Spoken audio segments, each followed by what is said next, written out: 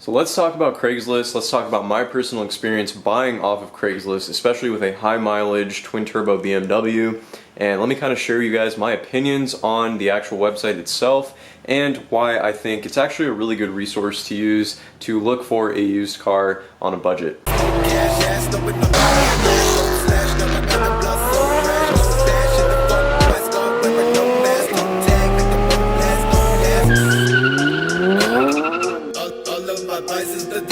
Real quickly before I get into the rest of the video for today, I just wanted to mention that I do apologize that the uploads have been slacking lately. I haven't really been putting out too many videos, kind of like one video a week, and that's mainly due to the fact that I've been really busy with school. I started school this week, and in the past couple of weeks I've been really just trying to hammer in on exactly what I'm doing for my major and just kind of a lot of reworking in regards to what classes I'm taking and whatnot. So that's been filling up a lot of my time.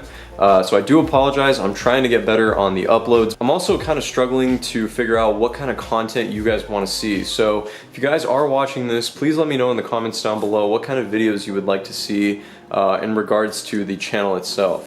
Anyway, without further ado, you guys know this car. This is the '07 BMW 335i N54 engine. I absolutely love this car. It's been awesome. It hasn't been the most reliable thing. I think pretty much everybody that follows me on this channel kind of knows that, but it's a lot of fun to drive. In terms of modifications, all I basically have is downpipes. I'm on the stock charge pipe, I'm on the stock intercooler, I'm on the stock airbox.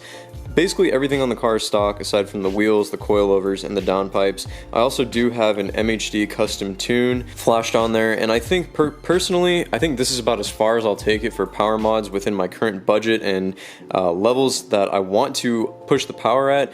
This is perfect for daily driving. It's fairly reliable for the most part, and it's really enjoyable to drive in its current state. Now, for those of you that are wondering, I actually bought this car specifically off of Craigslist. My BMW 335i I purchased from Craigslist. Now, for those of you that are keen to this channel, you will also know that prior to my 335, I actually owned an E92 328i. It was a 6-speed manual, and I purchased that car as well on Craigslist. I ended up selling it on Craigslist as well. Every single car that I've purchased or owned has been through Craigslist, basically. So I'd like to say I'm fairly familiar with the platform and the website itself, and I'm kind of here to talk about, is it a good idea to buy one of these cars specifically off of Craigslist, and how has it held up now that I've owned this car for coming up on 2.5 years pretty soon. But to begin, I think there's a lot of misconceptions about Craigslist itself, but at the same time I don't think it's a perfect website. There are a lot of things that you need to be kind of careful of to an extent. However, overall my experience has been pretty good with Craigslist. For example, this car, it's now sitting at 130,000 miles, picked it up with like 103,000 miles when I first got it, so roughly 30,000 miles on it. This car has been really good. Aside from the issues that it's had, it's not issues that were due to the previous owner or due to me buying a lemon car. These are just issues that a normal 335i would have that I happen to run into. A lot of other owners run into them. I think the biggest upside to me actually purchasing this car off of Craigslist was the fact that I got it for a really good price. One of the nicest things about using Craigslist is the fact that like 90% of what you're looking for and of the listings and stuff are private party sales. So with private parties, it's really nice because generally you can get a really good idea about the actual car you're buying, how the owner took care of it, you know, kind of the history from the owner's perspective. And on top of that, a lot of times private party sellers are very negotiable. You can really work with them on the price and get a really good deal. This car, I got it for $9,000 out the door with like 100,000 miles on, and that was only because it was a private party sale 2 years ago. It would be pretty tough to find one like this for that price. However, with Craigslist, you do need to be careful. There are a lot of shady people that try to sell things. There are a lot of scammers, especially when it comes to vehicles. It's very easy to tamper with a vehicle, to try to sell a vehicle that has been in an accident, and you know, obviously the owner is trying to hide that or something, or they tampered with it. Sometimes, you know, VINs don't match on certain parts, so it's really good to just have a basic knowledge of cars and kind of how they work, and on top of that, you know, what to look for, what are red flags in the owner themselves, generally, you know, when you are purchasing a car private party.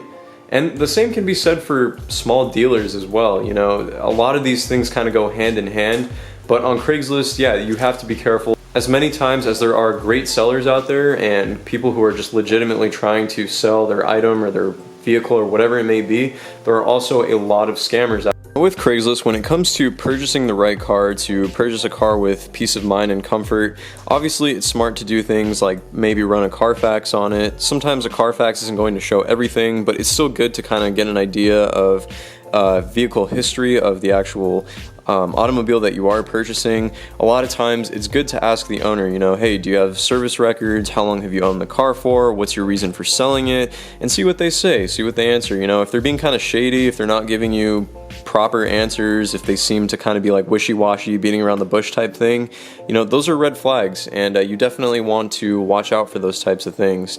With this car, personally, like I said, thankfully, fingers crossed, you know, there was no issue. There wasn't any like odometer rollback or any sort of, you know, tampering, or the car had been in an accident or anything. Fortunately, this car has been really solid aside from the mechanical issues that it's had, but like I said, those go back to the car itself. With my E92 328i, that car was a 6-speed manual. I owned that car for about 1.5 years before I sold it and then got the 335. And that car was actually flawless. Like, I never had one issue. I did, I think, 2 oil changes on it and replaced one of the passenger side HID bulbs. That was it, nothing else, like no issues, and it was just a gem of a car. It was really nice, and I actually miss that car a lot to this day.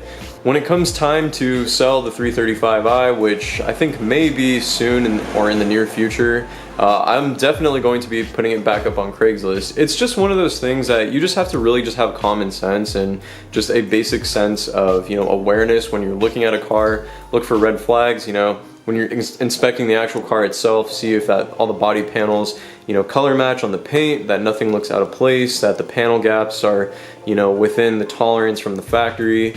And ask the owner proper questions, you know, run a Carfax, maybe a PPI, pre-purchase inspection, might always go a long way as well. So there's a lot of things. I don't think Craigslist is a place to fear when buying a car. I think it's a place where you can actually get a lot of great deals and you can find a lot of really sweet cars on there for a good price. So that's my overall experience with this thing, the E92. I'm sure other people, you know, have had different experiences and different stories to tell. I'm just one person, so, you know, take everything I say, I guess, with a grain of salt to that extent.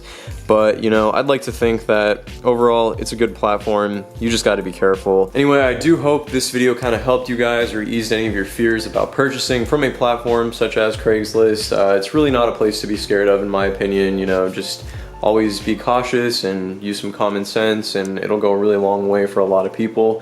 If you did find this video informative, helpful, enjoyable in any way whatsoever, please be sure to give me a thumbs up on this video, as well as subscribe to the channel, Simply Car Things. With all that being said, I'll catch you guys all in the next one. Take it easy.